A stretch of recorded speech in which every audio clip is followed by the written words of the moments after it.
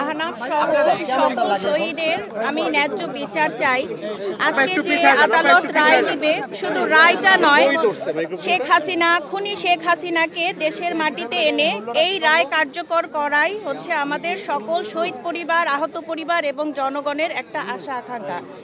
এটা করতে হবে, এটাই আমাদের ইচ্ছা।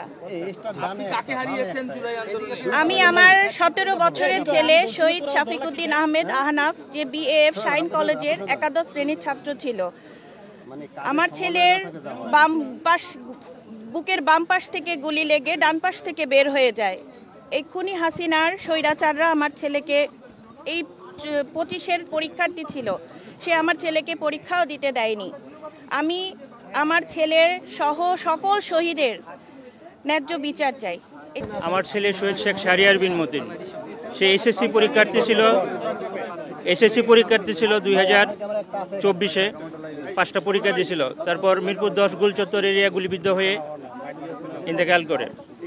আমরা চাই, আজকের দীর্ঘদিনে আমরা আশা করছিলাম যে একটা বিচারের ন্যায় বিচার আমরা চাই। আজকে শেখ হাসিনার আর গণহত্যার যে অপরাধী বিচার হবে, সেই বিচারে তার সর্বোচ্চ শাস্তি কামনা করছি আমরা শহীদ পরিবার।